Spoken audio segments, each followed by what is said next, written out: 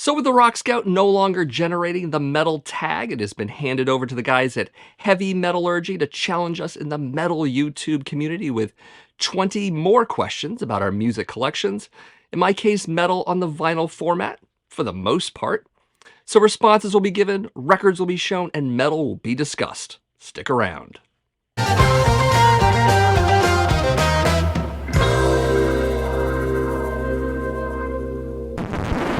All right, let's do this. Number one is name a release you're eagerly anticipating in 2024. Well, given the limited number of releases announced so far, I'm definitely going to go with the 19th studio album from British metal legends Judas Priest called Invincible Shield. Already digging the two singles put out so far, such being Panic Attack and Trial by Fire, especially Panic Attack. The record will be out on March 8th and in a few vinyl and album art variants. Loved this band for 40 years now since I bought Defenders of the Faith back in 1984 and basically never looked back. So yeah, this one is firmly on my purchase list. No question. Number two is Chinese New Year. 2024 is the Year of the Dragon. Show off an album either inspired by or containing dragons on the cover. So strangely, I ran into a lot of griffins of all things, and even a double-headed vulture, but very few dragons, which was kind of surprising. Of course, there are more than a few Dio covers with dragons, but that's to be expected. Also, lots of fire-breathing demons, but those aren't dragons, so they don't really count. Anyways, I went with the fifth studio album from American speed metal band Seax. This is Fallout Rituals, released in 2019 by Shadow Kingdom Records. Great speed metal record, one I already reviewed on the channel when it came out, so check into that if interested. But yeah, Seax, Fallout Rituals. Number three is, what was your favorite album that you acquired in 2023? So I could have talked about my number one video on my top 10 metal albums of 2023 list, but if you've watched that, you already know which one that is. So I'm going to go with my favorite metal vinyl purchase of the year, and that's the Hellhole / Big Bottom 12-inch promo single from Britain's now legendary Spinal Tap, released in 1984 by Polydor Records, or Polymer Records if you prefer. Don't know much about this release other than it was clearly not for the commercial market. It is a promo single, so maybe meant for radio stations. Not sure Spinal Tap was a radio band, but sure, why not? Anywho, I'm a huge fan of This Is Spinal Tap, the movie, and this is definitely a solid collectible for me. And it's in amazing shape for a 40-year-old vinyl single. So there's that. Number four is, was there a title in 2023 that you were satisfied to purchase digitally, not on physical media, and why? The answer to this is no, obviously, because I only buy physical media, and that's the way it went this year. I am a vinyl channel, so that's gonna happen. At best, I've streamed a lot, but no actual digital audio purchases. Number five is, show an album that musically doesn't match the cover art. So let's go with the very first metal album, and that's the debut studio record from British metal band Black Sabbath. This is their self-titled album from 1970, and I can't imagine that anyone has thought this cover was even slightly metal on any level. Of course, I get it, it's 1970 and the genre doesn't exist elsewhere, so you go with imagery of the time. Certainly the font is super hippie, and the cover image is incredibly serene and calm. Definitely not suggesting that the record here is full of down-tuned melodic doom, power chords, and songs about Satan and drugs. I mean, seriously, look at this cover. It could be Cat Stevens, for hell's sake. I mean, you really don't know what you're going to hear until you hear it. Makes me wonder what record buyers in 1970 thought when some of them blind bought the album thinking it was soothing songs to relax to, and then got this. Would have loved to have witnessed that had I not been a year and a half old at the time. Anyways, when I think of cover art not matching the music, I immediately think of this record. Number six is, who is a metal artist that you own the most items by? So since Kiss isn't metal, they're out, even though I own almost 70 releases, both official and unofficial from them. Also, I'm going to limit this to audio recordings only, even though Marty and Alan allow things like shirts, posters, etc. Given all that, it's definitely Judas Priest at 28 records. When you total up the studio albums, foreign pressings, bootlegs, singles, promos, all of that, including this one. This is their fifth studio album entitled Killing Machine, released in 1978 by CBS Records. As some might know, it was later released in February of 1979 as Hellbent for Leather in the United States, but this is the original international press with the original title. I do have both, as well as a white label promo version of Hellbent, But as for Killing Machine, this differs also in that it doesn't include the Fleetwood Mac cover of the green Manalishi with the two-pronged crown. Great cover, by the way, definitely one of their best. Funny thing is, I didn't even seek a lot of my Priest collection out. I mean, a lot of times I'd be in a record store and it'd be like, hey, is that a white label copy of British Steel? Or, hey, look, it's the Free Will Burning 12-inch single, and I would just snag them. I still don't know why I luck out so often with this band, but apparently I do. I also have a pretty good Venom collection, around 25 or so recordings on the vinyl format, including a lot of classic 12-inch singles when they were with Neat Records, one of which you'll see later. You know, maybe I should do a Venom collection video. Of course, let me know in the comments if that's of interest, because I do have some stuff. Yeah, why not? Number 7 is Show an Album You Blind Bought in 2023. So one type of metal album I tend to blind buy the most is the compilation album, whether it's based on a reliable record label, or there's one band on it I already like, or maybe I have an earlier installment in a series and want the new volume. Such is the case with This Is Scrap Metal, Volume 2, Excavated Heavy Metal from the Era of Excess. It was released in 2022 by Riding Easy Records, basically a comp of unknown bands that likely never even got out of the garage, let alone became big. Reminds me a lot of when I was in bands as a teenager, which also never really made it past a few local gigs at VFW halls or backyard parties. I do love this stuff and will likely keep buying this series if it continues. Number 8 is Show a Title that you own on more than one format. So it's no secret that Overkill was my favorite thrash band growing up, and it was definitely this album that did it for me. I even saw them on this tour when they opened for Slayer back in 1986, and still consider that show the best one I've ever seen. So it makes sense that I would have this American band's 1985 debut full-length album, Feel the Fire, on a few formats. Obviously I have it here on vinyl, but I also have it on cassette there, and I also have it on the compact disc format. So definitely a record that never gets stale or tired or overplayed for me. I mean, I can just put this on and enjoy it as much as I did almost 40 years ago. Not many records can do that for me, to be honest. So yep, this is Overkill with Feel the Fire. Number 9 is Bookworms, show off a release conceptually inspired by literature.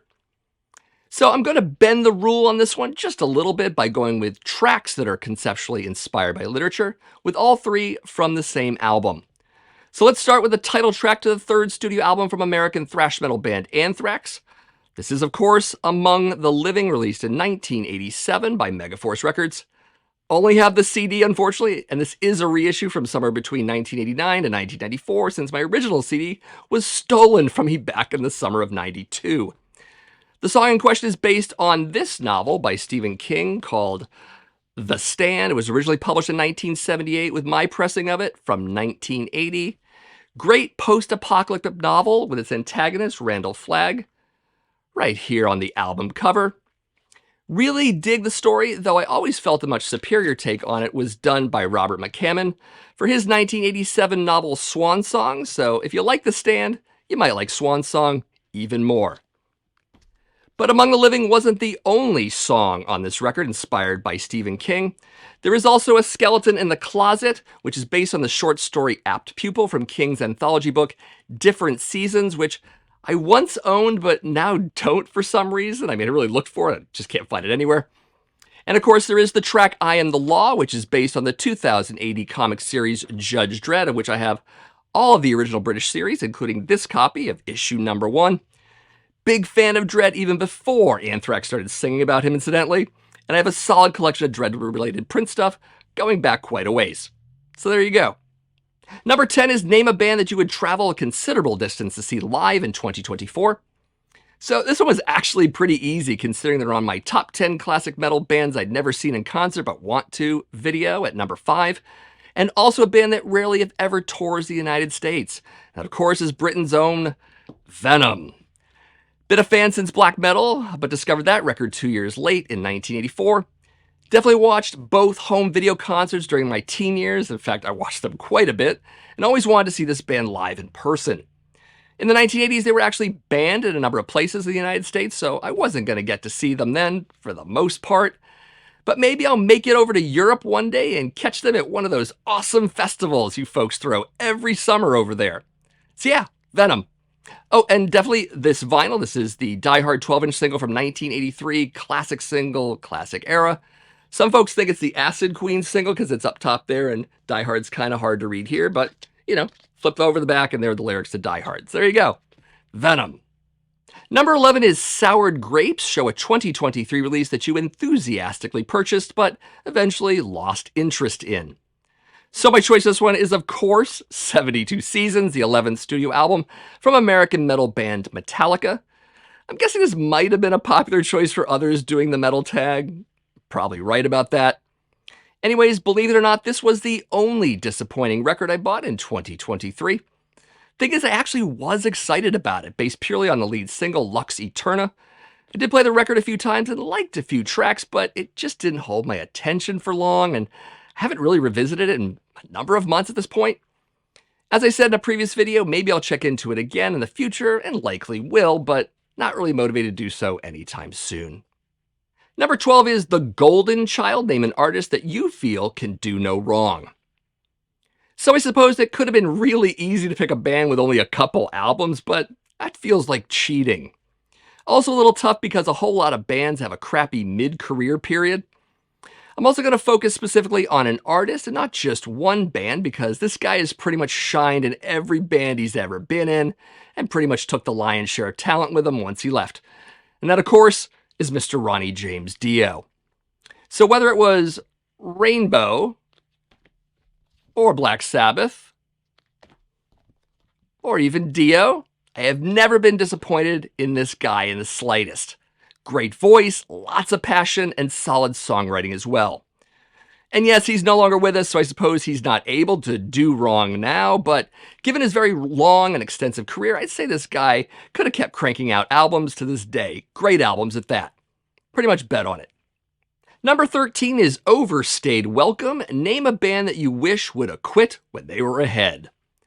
So there are a number of hard rock and heavy metal acts that have definitely pushed on long after they should have quit, including Motley Crue, Danzig, Ace Frehley, Quiet Riot, and Dokken, but the biggest elephant in this room, without a doubt, is the career on life support systems that is Ozzy Osbourne. So it's no surprise that Ozzy isn't doing very well these days. In fact, if you're viewing this even a few years from now, who knows if he'd still be alive. Anyways, I do love and respect the early period of Ozzy's discography, and I do appreciate his role in helping to found heavy metal during his time in Black Sabbath. Past that, I haven't really cared about his music after No More Tears from 1991. And if being particularly strict, it's the first few studio albums for me, the last of which being this one. This is Bark at the Moon, released in 1983 by CBS Records. This record sometimes doesn't get the love that the previous two do, likely because of the absence of guitarist Randy Rhoads, who unfortunately died the previous year in an airplane accident. But Jake's guitar work on this and even The Ultimate Sin is incredible and well worth paying attention to. But as for modern Ozzy, it's just awful. I mean, the songwriting really isn't there, and it has this whole pop sheen all over it that is simply unbearable. Bloodless might be the word that comes to mind. I think if he'd bowed out sometime before the 2000s, we would have all been better off. So overall, I say no thanks to the new Ozzy, and just stick with the classics. Number 14 is show a band or release that you bought in 2023 as a direct result of watching someone else's YouTube channel. So funny enough, it's this record. It's the 7th studio album from Canadian prog metal band Voivod. This is, of course, The Outer Limits. Now, I know a number of people suggested this 2021 reissue back then, but I occasionally catch a few videos rather late. And that's what happened when I saw an older video from Darcy over at Darcy 6 Strings 9 Lives, in which he chatted about this one. I was already open to revisiting some of the band's releases I'd ignored in the past, so based on the video, I gave this record another chance and ended up buying it. So, thank you, Darcy. Number 15 is show us an otherwise good album that ends up suffering for being too long. So no one said it had to be a 2023 release, so let's go back to 1993 for the second studio album from American gothic metal band Type O Negative. This is Bloody Kisses, and yes, their second studio album. I'm not going to include their compilation of re-records masquerading as a live album. Doesn't count. So definitely a classic album from this band back when they decided to steer more into a gothic metal style and away from the more hardcore influence of the first album, which was in turn carried over from Steele's previous band Carnivore. As for Bloody Kisses, it definitely brings in doomier elements, but also has some range and songwriting and maybe a bit of camp to boot. But as much as I love this record, it's also clear that some of the fat could have been trimmed off of it, or maybe put on an EP or something. I would definitely move off tracks such as Set Me on Fire, Too Late Frozen, Blood and Fire, and Can't Lose You. I would have shaved about 23 minutes off the 74-minute runtime of this record. Funny enough, the two longest tracks on the record, that is Black Number 1 and Bloody Kisses, A Death in the Family, which take up a total of 22 minutes, are, in my opinion, the best tracks on the album, so they have to stay. Also interesting is that this is the first album on the Roadrunner record label to certify gold back in 1995. Not Abigail, not Arise, not River Runs Red, but this one. It also later went to platinum in 2000, which is even more astounding. Anyways, this album is really good, but it runs too long, and it is Bloody Kisses. Number 16 is Show Your Favorite Band t-shirt. Well, I'm going to bend this one as well and show my favorite metal-related t-shirt. Not really a band. But I gotta say, this definitely was a tough one. In fact, my answer can and would likely change in the coming weeks, whether it was a band or otherwise. But right now, it's this shirt. This is my Metal Massacre shirt. As I've said before, the Metal Massacre compilation albums from Metal Blade Records were a big way I discovered metal back in the 1980s, and I certainly hold the series in pretty high regard, which might explain having a t-shirt of the first record in that series. Truthfully, I wear this shirt way too often, and I'm sure even my coworkers are sick of seeing it. But not for me, because it's a great shirt. Number 17 is share a band that has been around for at least 24 years that you think is still going strong and creatively relevant. All right, let's go with 37 years for these kings of second wave Bay Area thrash, and why not show a fan favorite as well? Namely the 9th studio album from Testament entitled The Formation of Damnation, released in 2008 by Nuclear Blast Records. So I do realize some people refer to this as Testament's comeback album, and to some extent, I kind of get where they're coming from, though I also had no real issue with the few albums before this. But I don't know, maybe that's a minority opinion. Not really important. Given that this is one of those classic thrash bands that remained thrash even when some of their peers ported over to standard heavy metal or even hard rock. Of course, it helps to have the guitar team of Skulnick and Peterson back together again and riffing off each other better than ever. So yeah, I'm going with Testament, still going strong. Number 18 is share your favorite band mascot. So I suppose this one's going to be highly predictable to a lot of people, or simply an expected product of my generation, but it's definitely Eddie of Iron Maiden.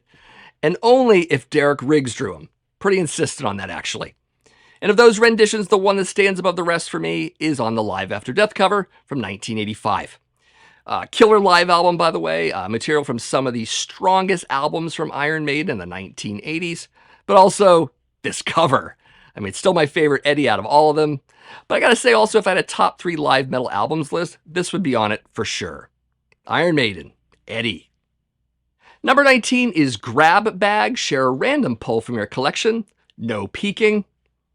So to make this easier than me walking all the way back there and taking way too long to grab a record, I put a bunch of records in this bin. And I'm just gonna grab one from here, without looking, of course. See what we got. What is this? Best of the Scorpions. In fact, let's take this out of the plastic. So I found this in a record store a long time ago. I had never seen it before. I didn't know it existed. I think it came out in 79 or 80. Can't really read it right now. It's got some pretty cool stuff on it. Of course, this is the Uli John Roth era of Scorpions. Yeah, and all this stuff is pretty much good stuff, but also 70s stuff for them. It does have Virgin Killer, great song, and Trance is on here. He's a woman, she's a man. Check out that track listing there. Pretty cool. I love the Scorpions. I love the Uli John Roth era, but I also love a lot of the 80s stuff. Maybe until we get to the later 80s, and they get a little more poppy, if you will. But I love this band quite a bit, and I was excited to find this. I didn't know it even existed. So there it is. The Best of the Scorpions. I think there's a part 2 as well, where you see a different body part of hers, but I can't remember. You can let me know in the comments. Anyways, yeah, Scorpions.